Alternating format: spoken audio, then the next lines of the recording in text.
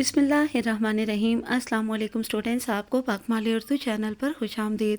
Students, آج ہم جماعت تاہم کی تمام اسباق کی، تمام نظموں کی اور تمام غزلوں کی مشقی گرامر کریں گے، اور آپ نے یہ بہت ہی اچھی طرح سے تیار کرنی ہے تاکہ آپ کے 15 نمبر کے ایم سی کیوز جو کہ سب کے سب گرامر بیسڈ ہوتے ہیں، اور حصہ قواعد جو کہ 6 نمبر کا آئے گا، تو 21 نمبر کا آپ کا سوال جو ہے یہ انشاءاللہ تیار ہو جائے گا۔ اور کبھی کبھار تفہیم اشعار میں بھی کوئی سوال گرامر کے متعلق آ جاتا ہے، ٹھیک ہے، جیسے کہ اس شعر میں کون سی تلمی پائی جاتی ہے، اس کی نشاندہی کریں اور اس کی وضاحت بھی کریں، یا پھر اس میں مطلع مقطع میں سے کیا پایا جا رہا ہے، یا قافیہ ردیف یا کچھ بھی ایسا۔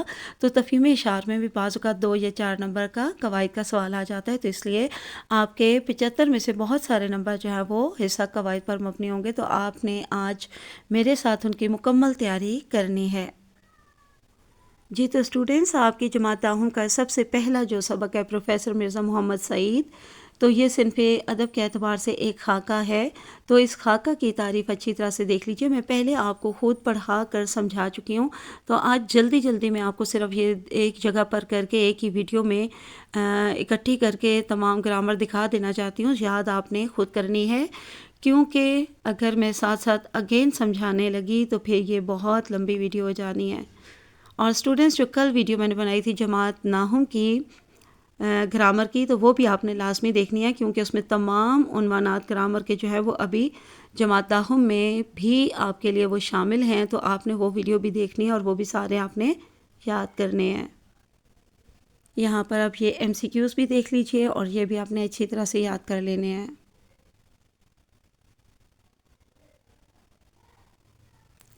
یہاں پہ دیکھیے سبق نمبر 1 ہی کی مشقی گرامر، سوال نمبر 5 دیکھیے، مکمل طور پہ اچھے سے یاد کرنا ہے آپ نے۔ اس کے بعد سوال نمبر 6 میں خاکہ کی تعریف ہے، بہت اچھی طرح آپ نے یاد کرنی ہے۔ اور یہ سائڈ پہ جو جملے اسمیہ کے بارے میں کچھ معلومات لکھی ہیں، یہ آپ کے علم میں اضافے کے لیے یہ موسٹ امپورٹنٹ ایم سی کیو ہیں، اچھی طرح سے تیار کرنے ہیں۔ جی، خاکہ کی کچھ تعریف دو، بلکہ ایک ہی جملہ پچھلے پیج پہ تھا اور یہ اگلے پیج پہ بقیہ اس کی تعریف اچھی طرح سے دیکھ لیجئے، اور ساتھ نیچے یہ ادبی زبان کی تعریف جو لکھی گئی ہے یہ بھی آپ نے لازمی یاد کرنی ہے، اور جتنے میں بیچ میں الفاظ انڈر لائن کرتی ہوں وہ موسٹ امپورٹنٹ ہوتے ہیں، وہ آپ نے اچھی طرح سے یاد کرنے ہیں۔ سبق نمبر 2 نانی بستی، صنف ادب کے اعتبار سے ایک کہانی ہے، تو کہانی کی تعریف اچھی طرح سے آپ نے یاد کرنی ہے، اور یہ جو انڈر لائن جملہ ہے یہ موسٹ امپورٹنٹ ایم سی کیو بھی ہے۔ یہاں پہ دیکھیے سبق نمبر 2 کا سوال نمبر 4، جملے کی اجزائے ترکیبی، تو یہ اچھی طرح سے آپ نے پڑھ لینا ہے، اور یہ جتنے انڈر لائن ورڈ ہیں یہ آپ کے بہت ہی اہم ایم سی کیو ہیں، ٹھیک ہے۔ کتنے سے ہیں جو اردو جملے کے؟ 2، یہ ایم سی کیو ہے۔ انہیں سو کیا کہا جاتا ہے؟ اسناد، اور جس کے بارے میں کہا جائے مسند علیہ، اور جو کچھ کہا جائے وہ مسند، تو یہ سب آپ نے اچھی طرح تعریف یاد کرنی ہے۔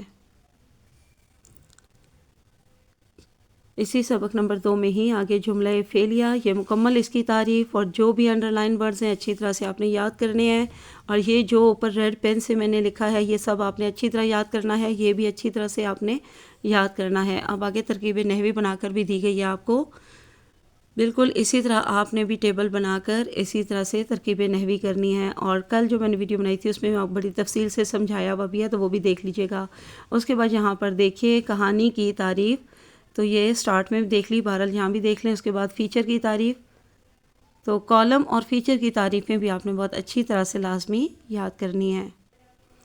سبق نمبر 3 جو ہے وہ صنف ادب کے اعتبار سے ایک مضمون ہے، تو مضمون کی تعریف اچھی طرح سے یاد کر لیجئے۔ یہاں پہ دی ہوئی ہے most important M C Qs ہوتے ہیں اس میں، کہ یہ کس زبان کا لفظ ہے؟ عربی، یہ اس کے لغوی معنی کیا ہیں؟ ضمن میں لیے ہوئے، اور اس کے علاوہ یہ آگے جتنا بھی انڈر لائن کیا ہوا ہے یہ اس کی تعریف کا لازمی حصہ ہے۔ پھر ایک اور ایم سی کیو، مضمون کے کتنے حصے ہوتے ہیں؟ 3، ان کے نام کیا ہیں؟ تمہید، نفس مضمون اور خاتمہ، تو یہ اچھی طرح سے آپ نے یاد کر لینا ہے۔ یہاں سے ذرا تفصیلی تعریف بھی دیکھ لیجئے، بہرحال جو آپ کو آغاز میں پہلے دکھا دی ہے، اگر حصہ قواعد میں مضمون نویسی کی تعریف آتی ہے تو اتنی ہی کافی ہے، بہت زیادہ لینتھی نہیں لکھتے۔ آگے مضمون لکھنے کا طریقہ لکھا ہوا ہے، تو بس یہ ایک بار آپ نے پڑھ لینا ہے۔ آگے سرگرمی میں موسٹ امپورٹنٹ سوال ہے آپ کے لیے کہ درج ذیل جملوں کی ترکیب نوی کریں، یہ بھی بتائیں کہ جملہ اسمیہ ہے یا جملہ فعلیہ۔ تو یہ اسی طرح سے بورڈ میں سوال آتا ہے، یعنی پہلے آپ نے لازمی جملے کی نوی شناخت بتانی ہوتی ہے، اس کے بعد آپ نے ترکیب نوی بنانی ہوتی ہے۔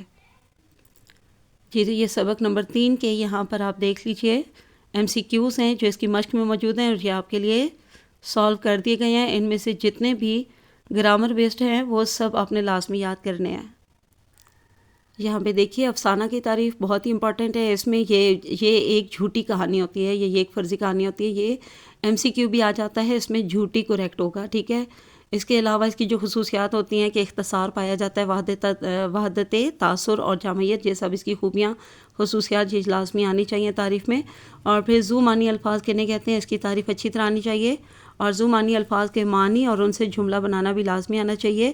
ذو معنی الفاظ وہ ہوتے ہیں جن کے ایک سے زیادہ معنی ہوں تو، اور ان میں سے ایک معنی مؤنث اور ایک مذکر ہوتا ہے، ٹھیک ہے۔ اسی طرح سے جملہ بھی تذکیر و تانیث کو مد نظر رکھتے ہوئے بنایا جاتا ہے۔ جی اگلا سبق آ گیا ملمہ، اور اس میں بھی یہ افسانہ کی تعریف پائی جا رہی ہے، تو بہت ہی امپورٹنٹ ہے، لازمی دیکھیے گا۔ جتنے بھی انڈر لائن ورڈز ہیں یہ لازمی آپ نے یاد کرنے ہیں۔ جی بیٹے تو یہاں پر ہمارے پاس کہانی کی تعریف آ گئی، اور یہ حصہ قواعد میں آ سکتی ہے، تو اس لیے آپ نے یہ لازمی یاد کرنی ہے۔ اور اس میں جو آخری جملہ میں نے انڈر لائن کیا ہے یہ MCQ میں بھی آتا ہے۔ تبازات کہانی سے مراد آپ کی اپنی سوچی ہوئی کہانی جو دوسری کہانیوں سے مختلف ہو۔ جی تو اسٹوڈنٹس یہ اگلا چھٹا سبق آ گیا موچی بن گیا کھوجی، تو یہ صنف ادب کے اعتبار سے لوک کہانیاں اور لوک کہانی کی یہ آگے ساتھ تعریف دی ہوئی ہے، یہ موسٹ امپورٹنٹ ہے۔ لوک کہانی کے متعلق MCQ بھی آتے ہیں، اور یہ قواعد میں تعریف بھی آ سکتی ہے۔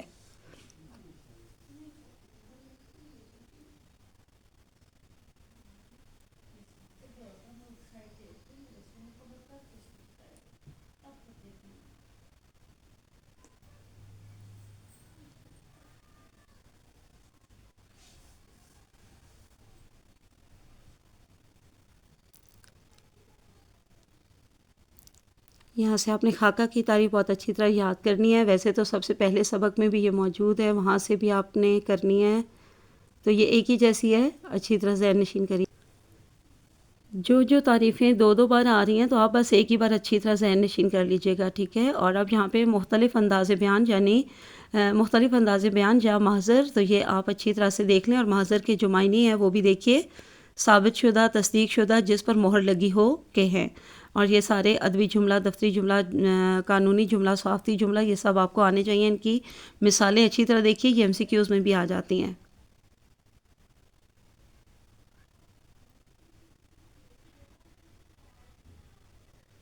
یہ بہت ہی امپورٹنٹ دو جملے جو بنائے گئے ہیں نا، انہی میں سے آپ کے جو ہے MCQs بھی آتے ہیں، اور آپ نے جب ان کو حصہ قواعد میں آ جائے، کوئی بھی جملوں کے نام جو ہے وہ نام کے ساتھ آپ سے تعریف مانگی جائے تو آپ نے مثال میں یہ جملے بھی لکھنے ہوتے ہیں، تو یہ اچھی طرح سے یاد کر لیجئے گا۔ آب حیات قواعد کی روح سے کیا ہے، اس کے معنی لکھیں، یہ ایک امپورٹنٹ سوال ہے، یہ اچھی طرح سے یہاں سے دیکھ لیجئے آپ۔ یہ ایک تلمیح ہے، اور آب حیات یعنی کہ دو الفاظ کا مرکب ہے، اور ان کے درمیان زیر بھی پایا جا رہا ہے، اور اس کو آپ دیکھ لیں، یہ ایک مرکب اضافی بھی ہے۔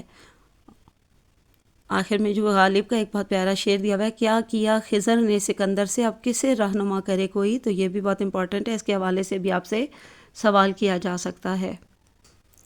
آگے 8واں سبق آ گیا ملاقاتی، جو کہ ایک خود نوشت ہے، یعنی کہ آپ بیتی ہے۔ آپ بیتی کی تعریف بھی بہت اچھی طرح سے آپ کو آنی چاہیے، اس میں سے MCQ بھی آتا ہوتا ہے، ہر حال میں آپ نے یہ یاد کرنی ہے اس کی تعریف۔ جی اسٹوڈنٹس یہاں پہ آپ بیتی کی کلیئر تعریف موجود ہے، بہت اچھی طرح سے کرنی ہے، اس میں سے آپ کے MCQ بھی آتے ہیں۔ اس کے بعد مجاز مرسل دیکھ لیجئے، اور اس میں سے بھی MCQ آتے ہیں۔ اس کی یہ جو تعریف ہوتی ہے اس میں سے یہ بھی MCQ کے طور پہ آتی ہے۔ اس کے علاوہ جو اس کی کل صورتیں بن سکتی ہیں 24، یہ بھی آتی ہیں، اور کم و بیش جو 6 بنتی ہیں، یہ تو بہت ہی امپورٹنٹ ہے، اپنی مثال کے ساتھ آپ نے یہ لازمی یاد کرنی ہے۔ اور یہاں پہ ان کے MCQs بھی دیکھ لیجئے، یہ تو سارے آپ نے جتنے گرامر بیسڈ آپ کی ٹیکسٹ بک میں موجود ہیں وہ تو آپ نے لازمی کرنے ہی کرنے ہیں۔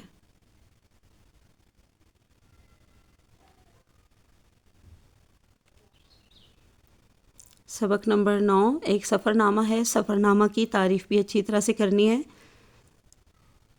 یہ ایک غیر افسانوی صنف ہے، اور پہلا سفر نامہ نگار یوسف کمبل پوش، یہ آپ نے سب ذہن نشین رکھنا ہے۔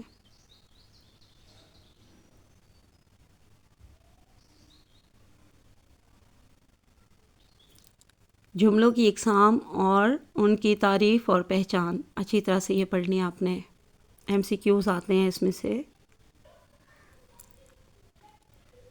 خطوط غالب، یہ سبق جو ہے خطوط ہیں، نوادرات غالب سے لیے گئے ہیں یہ۔ یہاں پہ خط کی تعریف بھی پڑھ لیجیے، اور خط کی میں نے اقسام لکھی ہیں، اور غیر رسمی کو خط کو آدھی ملاقات کہتے ہیں یہ بھی لکھا ہے۔ یہ سب جو ہے ایم سی کیوز بھی ہیں۔ اسٹوڈنٹس خطوط لکھنا تو آپ کے اس میں شامل نہیں ہے سلیبس میں، لیکن یہ ایک بار دیکھ لیجیے، آپ کے اس میں سلیبس میں مشق میں یہ موجود ہے، تو اس کو بس اپنے علم کے لیے، نالج میں اضافے کے لیے پڑھ لیجیے۔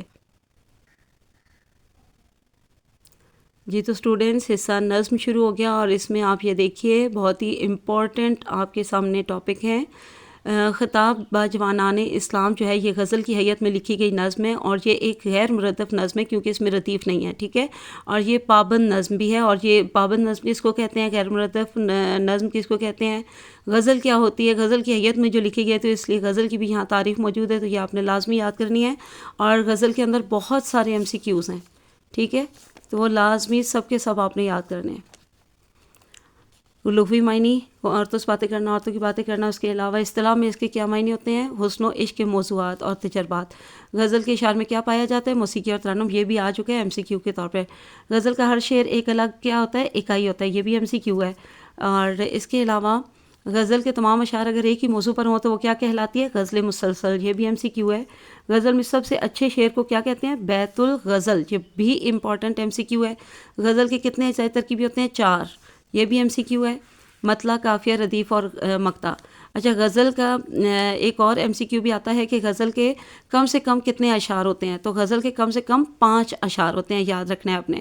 اور غزل کے زیادہ سے زیادہ کتنے اشعار ہوتے ہیں؟ کوئی حد نہیں، زیادہ سے زیادہ جتنے چاہیں وہ ڈال سکتے ہیں، جتنے اشعار پر چاہیں غزل لکھی جا سکتی ہے۔ اس کے علاوہ ایک اور ایم سی کیو آتا ہے کہ غزل کے اشعار جو ہیں وہ ہمیشہ طاق ہوتے ہیں، ٹھیک ہے۔ پھر غیر مرتب غزل جس میں ردیف نہیں ہوتی، پابند نظم کو دیکھیں تو وہ اس میں قافیہ، ردیف، بحر کے مقررہ اوزان کی پابندی کی جاتی ہے، اس لیے پابند نظم کہلاتی ہے۔ نظم کا موضوع دیکھیے کیا ہے؟ نظم خطاب با جوانان اسلام کا موضوع مسلمانوں کا عروج و زوال ہے۔ نظم کی تعریف بہت اچھی طرح سے یاد کرنی ہے۔ اس میں بھی نظم کے لغوی معنی جو ہیں کیا ہوتے ہیں؟ تنظیم اور ترتیب، یہ موسٹ امپورٹنٹ ایم سی کیو ہے۔ اس کے علاوہ نظم جو ہے ایک مسلسل اور مربوط صنف ہوتی ہے، یہ بھی ایم سی کیو ہے۔ اس میں اور بھی بہت سارے ایم سی کیو ہیں، جیسے کہ نظم کا ایک مرکزی خیال ہوتا ہے، یہ بھی ایم سی کیو ہے۔ اور اس میں حیت اور موضوع کی کوئی پابندی نہیں ہوتی، یہ بھی یاد رکھنا ہے۔ اور نظم میں کس کا معین نظام ہوتا ہے؟ قوافی کا، یہ بھی موسٹ امپورٹنٹ ایم سی کیو ہے۔ نظم کی کتنی بنیادی اقسام ہوتی ہیں؟ 5، یہ بھی ایم سی کیو ہے، تو یہ ان کے نام بھی آپ نے یاد رکھنے ہیں بہت اچھی طرح سے۔ اس کے بعد آگے تلمی دیکھ لیجئے۔ تلمی کی تعریف موسٹ امپورٹنٹ ہے۔ تلمی کے لغوی معنی موسٹ امپورٹنٹ ایم سی کیو بھی ہے، اور ہر حال میں اس کو جو ہے آپ نے لازمی پورا اچھی طرح سے یاد کرنا ہے۔ اور یہ 2 اس کی جو شعری مثالیں دی ہیں یہ بھی یاد کرنی ہیں۔ اور یہ بھی یاد رکھیے کہ نظم اور غزل میں فرق تو موسٹ امپورٹنٹ ہے، وہ اکثر اوقات آ جاتا ہے حصہ قواعد میں۔ اس کے علاوہ یہ جو 2 تلمیحات دی ہوئی ہیں ان کو بھی دیکھ لیجئے، کوہ طور اور آتش نمرود، تو ان سے متعلق بھی حصہ قواعد میں سوال آتا ہوتا ہے، ٹھیک ہے۔ اس کے بعد یہ ایم سی کیوز دیکھ لیجئے۔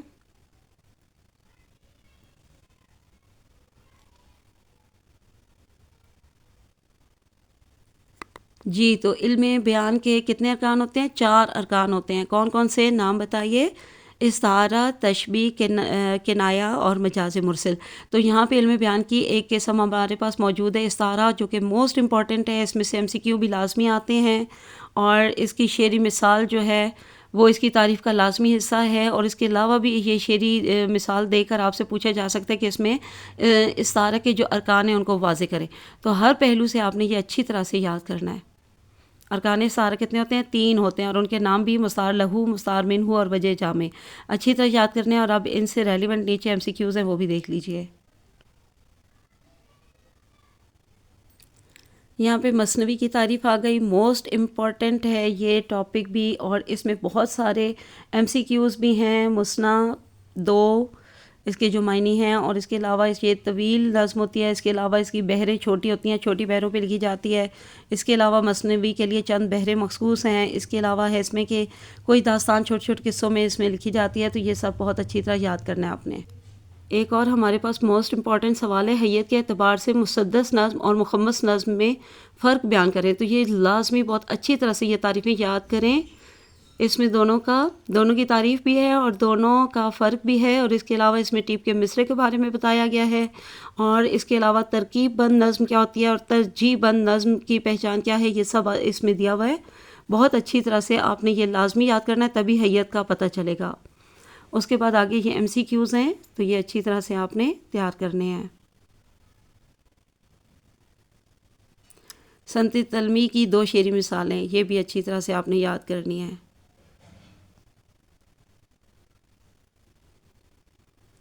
بہت ہی امپورٹنٹ مرثیہ نظم ہے، ٹھیک ہے، اور یہ ایک مرثیہ ہے اور یہ حیت کے اعتبار سے مسدس ہے، ٹھیک ہے۔ مرثیہ ہمیشہ مسدس کی حیت میں لکھا جاتا ہے، یہ موسٹ امپورٹنٹ MCQ ہے، اس کو یاد رکھنا ہے۔ مرثیہ بہت ہی امپورٹنٹ ٹاپک ہے، اس پر بہت سارے آپ کے MCQs بھی آ سکتے ہیں اور اس پر تعریف بھی قواعد میں آ سکتی ہے۔ اس کے علاوہ مرثیہ کے کتنے اجزاء ہوتے ہیں؟ 8 اجزاء ہوتے ہیں، یہ بھی موسٹ امپورٹنٹ MCQ ہے۔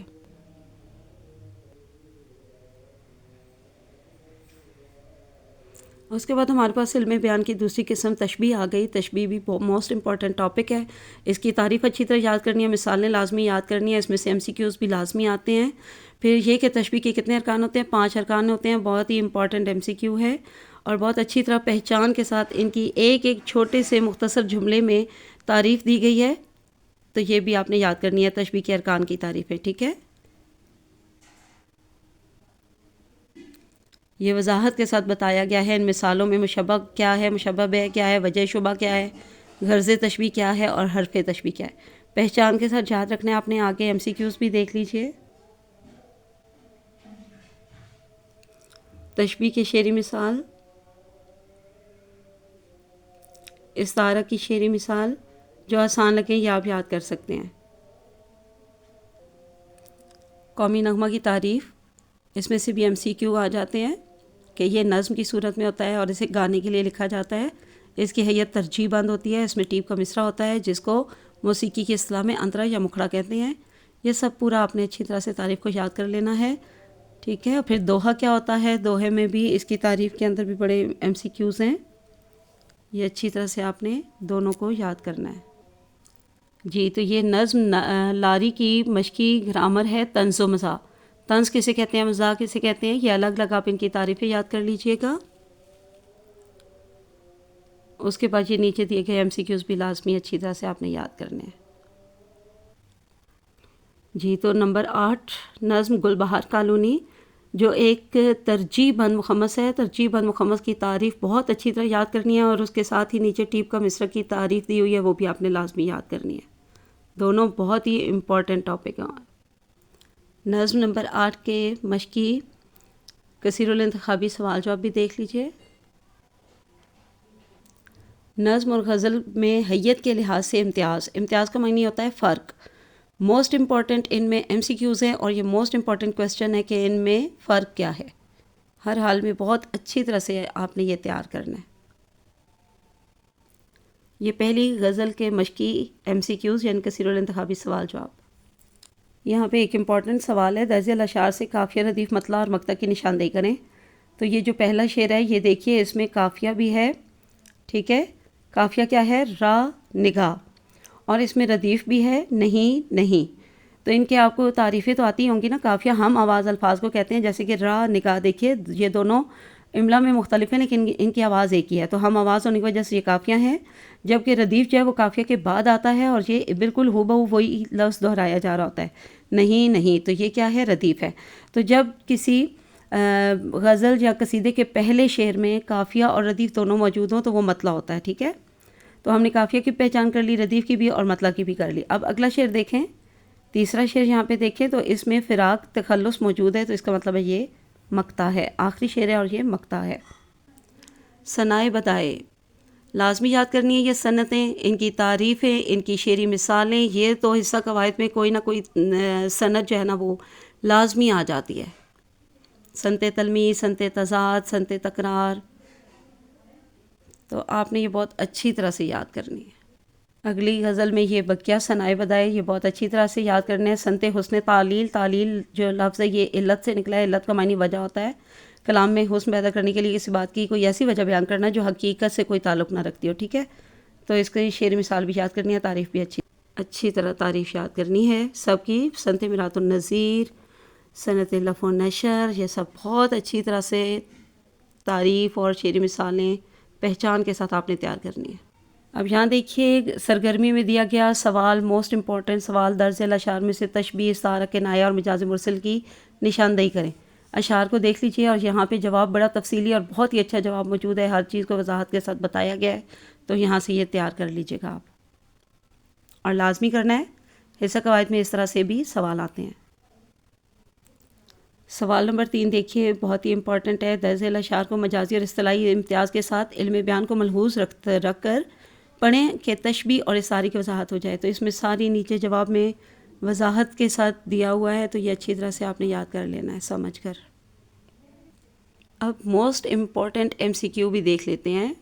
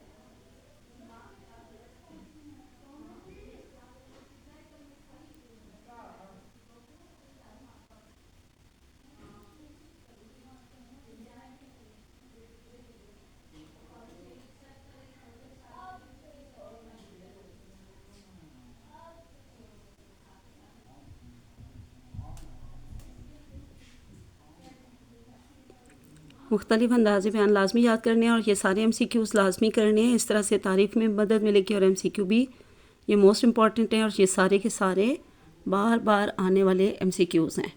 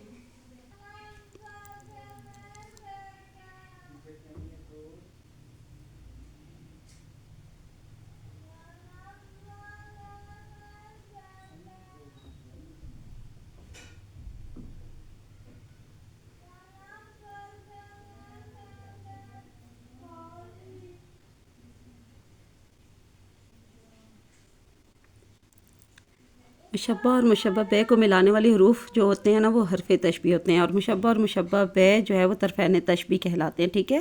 اور استعارہ میں جو ہے وہ مستعار لہو اور مستعار منہ جو ہے وہ طرفین استعارہ کہلاتے ہیں، تو یہ بھی آپ نے لازمی یاد رکھنا ہے، یہ بھی اکثر آ جاتے ہیں۔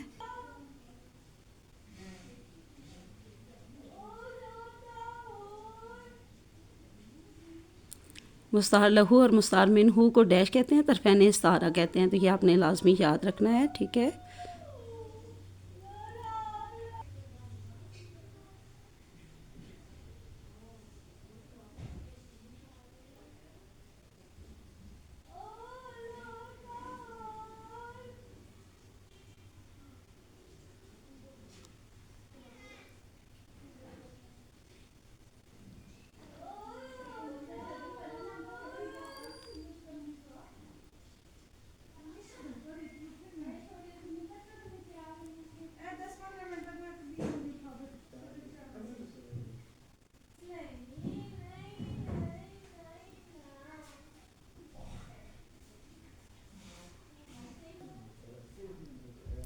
جہاں تک میں نے جو ہے کریکٹ آپشن مارک کیے تھے، اس کے بعد میرے پاس ٹائم نہیں تھا، بٹ میں یہ تھوڑے مزید آپ کو ٹاپکس دکھا تو دیتی ہوں، لیکن ان ٹاپکس کی آپ نے تعریفیں اتنی اچھی طرح کرنی ہے کہ پھر آپ ان کا کریکٹ آپشن، بلکہ یہاں پہ بلاک لیٹرز میں لکھا ہوا ہے، پہچان کر کے خود آپ اس کو اچھی طرح یاد کر لیجیے گا، ٹھیک ہے۔ تمام کریکٹ آپشنز جو ہے وہ بلاک لیٹرز میں لکھے ہوئے ہیں پرومیننٹ کر کے۔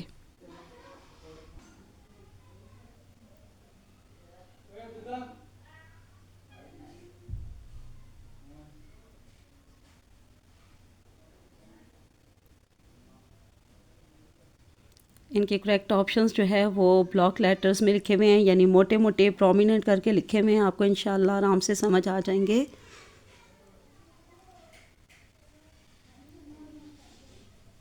اچھی طرح سے سمجھ کر یاد کرنے ہیں، ان کی تعریفیں پہلے اچھی طرح کیجیے گا۔ جملہ معترضہ بھی بہت ہی امپورٹنٹ ہے، اس کا بھی MCQ بھی آتا ہے، یہ اس کے لازمی آپ نے یاد کرنے ہیں۔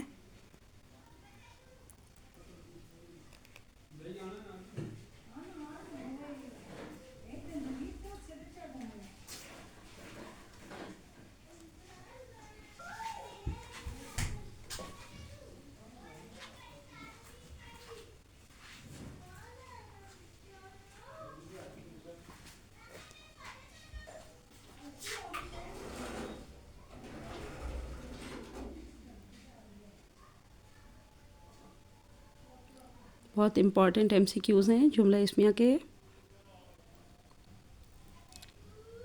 ان میں یہ بہت اچھی بک ہے، اس میں سارے موسٹ ریپیٹڈ MCQs دیے گئے ہیں، یہ آپ نے بہت ہی اچھی طرح سے تیار کرنے ہیں۔